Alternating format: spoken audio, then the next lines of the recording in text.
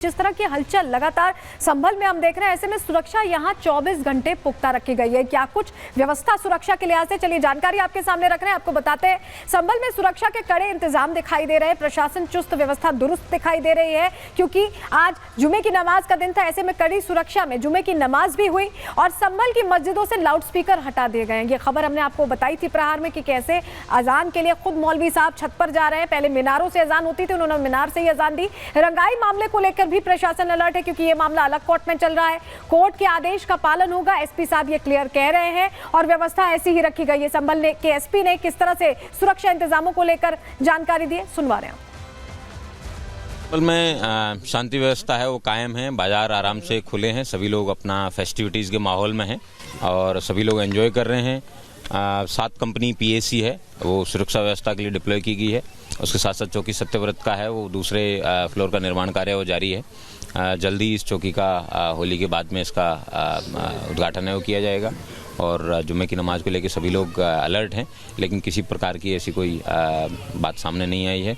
और जो माननीय न्यायालय के द्वारा जो निर्देश दिए जाएंगे, आदेश दिए गए हैं, उन सब का 100% है वो ग्राउंड पे अनुपालना करवाना पुलिस का कर्तव्य है।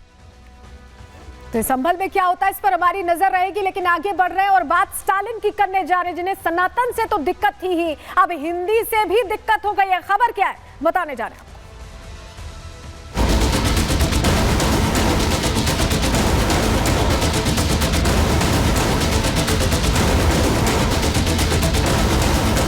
के स्टालिन सरकार जिस तरह से हिंदी का विरोध करते करते भारत को बांटने की जिस तरह से षड्यंत्र और सोच रखती है, वो बेहद निंदनीय। जो राष्ट्रीय भाषा है उसके खिलाफ बार बार दुष्प्रचार किया जा रहा है। तत्काल देश से माफी मांगे, अन्यथा आपके खिलाफ पूरे देश में आंदोलन करेंगे।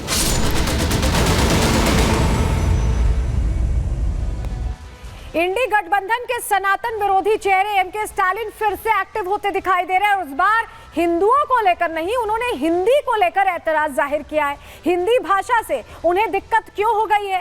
पहले हमने देखा कि कैसे सनातन से उन्हें दिक्कत थी, कभी हिंदू धर्म को, सनातन धर्म को वो डेंगू मलेरिया उनके बेटे कह देते हैं। और इंडी गठबंधन का ये एक तरह से ट्रेंड ही रहा है कि सनातन के विरोध में तुष्टीकरण की राजनीति के लिए जमकर बोलना है, और यही उन पर, स्टालिन पर हावी होता दिखाई दे रहा है, क्योंकि अगले साल यहाँ तमिलनाडु में चुनाव होने वाले। हुआ क्या है, चलिए पूरी जानकारी आपको दे रहे हैं। सबसे पहले जरा तस्वीर आपको दिखाते हैं। तस्वीर आपके लिए जरूरी हो जाएगी, क्योंकि आज तस्वीरें जो सामने आई हैं, ये देखिए, ये चेन्नई से तस्वीरें सामने आई हैं। ये इंडिया पोस्ट का जो दफ्तर है, वहां पर एटीएम पर कालिक पोत दी गई है, देख रहे हैं आप, कालिक पोती गई है और वहां तमिल भाषा में लिख दिया गया। ये देखिए, ये हिंदी में लिखा हुआ था इंडिया पोस्ट, इन्हें पसंद नहीं आया और इसे हिंदी में लिखे गए को मिटा दिया गया। अगली तस्वीर अब आपको दिखा रहे हैं चेन्नई से। ये अगली तस्वीर देखिए, हिंदी के विरोध में छात्रों ने प्रदर्शन किया। ये प्रदर्शन सिर्फ इसलिए क्योंकि हिंदी यहाँ इस्तेमाल में ना लाई जाए, इसको लेकर ये विरोध है। तो ये तस्वीरें बता रही हैं कि कैसे वहां पर स्थितियां ऐसी हो गई हैं कि बिल्कुल भी हिंदी के अगेंस्ट लोग दिखाई दे रहे हैं, और ये आग आगे बढ़ाई है एमके स्टालिन ने।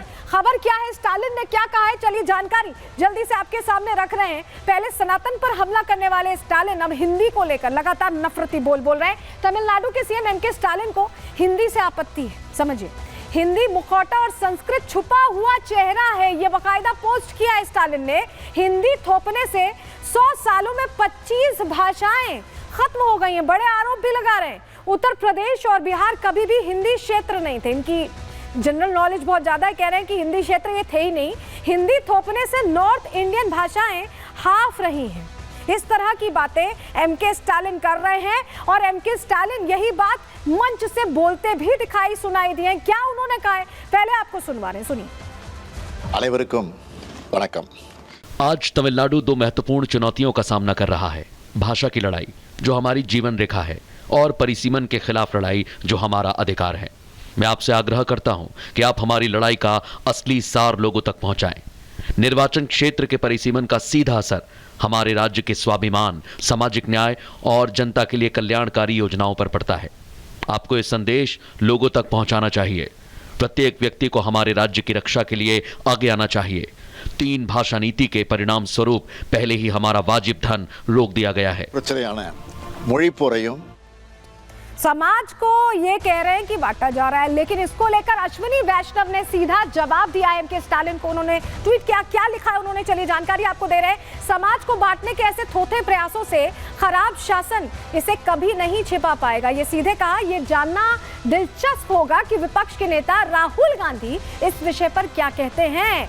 क्या हिंदी भाषी सीट के सांसद के तौर पर इस बात से वो सहमत हैं? क्योंकि ये तो समर्थक है, इंडी विरोधी एक तरह से सब साथ ही आते हैं। तो ऐसे में ये सवाल पूछ लिया है अश्विनी वैष्णव ने कि क्या राहुल गांधी की बोलती अब निकलेगी, क्या वो कहेंगे कुछ, क्योंकि इस मुद्दे पर तो उन्होंने अभी तक चुप्पी साधे हुई है। लेकिन अब आपको बताते हैं ये 3 लैंग्वेज फॉर्मूला है क्या, जिसको लेकर एम के स्टालिन इतने परेशान है कि उन्हें ये बिल्कुल हिंदी भाषा पसंद नहीं आ रही। पहले तो हिंदी सनातनी लोग नहीं पसंद आते थे, अब हिंदी भाषा भी नहीं पसंद आ रही। चलिए आपको बताते हैं 3 लैंग्वेज पॉलिसी है क्या, जानकारी आपके सामने रख रहे हैं। दरअसल 3 भाषा जो फॉर्मूला है वो स्टालिन को पसंद नहीं है। एनईपी यानी कि जो एनईपी है उसमें 2020 के तहत प्रस्तावित 3 भाषा नीति एक शैक्षणिक ढांचा है, एक शैक्षणिक ढांचा जिससे कि जो बच्चे हैं वो बेहतर तरीके से हर भाषा का ज्ञान रखें और उनके पास मतलब मल्टी लैंग्वेज स्किल हो। आसान शब्दों में कहें तो बच्चों को 3 भाषाओं का ज्ञान होना चाहिए, ऐसा सरकार ने सोचा और शिक्षा नीति के तहत इसे लागू किया। पहली भाषा कौन सी है? छात्र की मातृभाषा, राज्य की भाषा होगी, जो आपकी मातृभाषा है पहली भाषा वो हो जाएगी। जहां संभव हो प्राइमरी एजुकेशन इसी में होगी, पहली भाषा में। तमिलनाडु का सख्त विरोध इसी बिंदु पर है, उन्हें नहीं पसंद आ रहा। दूसरी भाषा आमतौर पर हिंदी या राज्य की दूसरी भाषा जो हो, आमतौर पर हिंदी पर इस पे फोकस है, जिससे राष्ट्रीय एकता मजबूत हो। कहीं भी जाएंगे बच्चे, चाहे वो तमिलनाडु के हों, साउथ के किसी भी राज्य के हों, वो कहीं भी जाएं उन्हें बातचीत करने में, कम्युनिकेट करने में या एक साथ एक रूप महसूस करने में दिक्कत ना हो, ये इस वजह से लाया गया। तीसरी भाषा अंग्रेजी या कोई और विदेशी भाषा, जिससे कि बच्चे मल्टी फेसेट टेक्नोलॉजी से एक तरह से लिंक्ड हो और कहीं भी विदेश भी जाते हैं तो उनको आसानी हो, बच्चे ग्लोबल प्लेटफॉर्म पर अपनी मौजूदगी दर्ज करा सके। इसीलिए ये 3 लैंग्वेज सिस्टम लागू करने की बात थी, लेकिन इसी से एम के स्टालिन को दिक्कत हो गई। लेकिन 3 लैंग्वेज सिस्टम जरूरी क्यों? अब जरा ये भी समझिए, अगर सरकार ये लाई है नीति नई शिक्षा नीति के तहत तो इसका कोई मकसद होगा। 3 लैंग्वेज फॉर्मूला क्यों जरूरी है, जरा अब ये समझा देते हैं, जानकारी आपके सामने रख रहे हैं। देखिए, तमिलनाडु की 11.65% जनसंख्या गैर तमिल भाषी मातृभाषा की है, तमिलनाडु की ही बात करते हैं। और अगर चेन्नई की बात करें तो 22% लोगों की मातृभाषा गैर तमिल है। तो इसका मतलब उन्हें और भाषाओं में बात करने के लिए बेहतरी तभी होगी जब सब बातचीत एक देश की बात है, ये कोई और विदेश की बात तो है नहीं, देश का ही हिस्सा है तमिलनाडु। कोयम्बटूर की अगर 31% आबादी की बात करें तो वो भी गैर तमिल भाषी है। तो ये भारत है, भारत के लोग कहीं भी रह सकते हैं, कहीं भी आ जा सकते हैं, उनको प्रदेशों में आप नहीं मान सकते हैं, ये स्टालिन साहब को समझना होगा। अब हैदराबाद की बात कर लेते हैं, क्योंकि साउथ के और इलाके भी हैं। तेलंगाना में आया हुआ हैदराबाद, यहाँ पर तेलुगु भाषी लोग केवल 43% हैं, बाकी के प्रतिशत तो और भाषा में बात करते हैं। बेंगलुरु की भी बात कर लेते हैं, यहाँ पर कन्नड़ भाषी लोगों की संख्या 45% है, यानी यहाँ के बाकी जो 55% हैं वो बाकी भाषाओं में बात करते हैं। वहीं बेंगलुरु की 55% आबादी गैर कन्नड़ मातृभाषा है। तो ये आप समझ सकते हैं कि ये समझना इसलिए ज़रूरी है कि अगर आप तमिलनाडु में रहते हैं, आप तेलंगाना में रहते हैं, आप आंध्र प्रदेश में रहते हैं, आप बिल्कुल वहाँ की जो रीजनल लैंग्वेजेस है वो बोलिए, समझिए, अच्छी बात भी है। लेकिन हिंदी को भी अगर आप उसमें जोड़ लेते हैं तो आप एक वाइडर पर्सपेक्टिव में कहीं भी तेलंगाना का कोई शख्स हो, आंध्र प्रदेश का कोई शख्स हो, तमिलनाडु का, वो कहीं भी जाता है उसे कोई दिक्कत नहीं होगी। इसको लेकर जिस तरह से विरोध स्टालिन ने किया है उस पर कहीं ना कहीं जो सन्यासी समाज के लोग वो तो सवाल कर ही रहे हैं। विनोद बंसल भी पूछ रहे हैं कि आखिर हिंदी से दिक्कत क्या है, सुनिए जरा।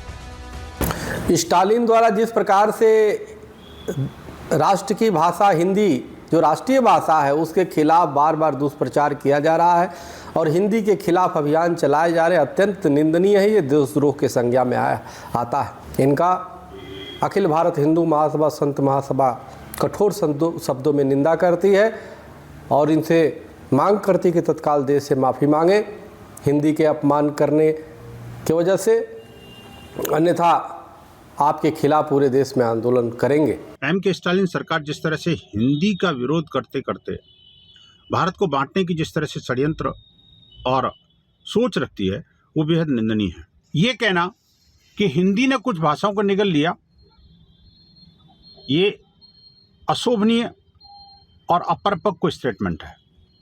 कम से कम एक राज्य के मुख्यमंत्री को तो शोभा नहीं देता कि भाषा के आधार पर अपने नागरिकों को उत्तर दक्षिण में, पूर्व पश्चिम में बांटा जाए।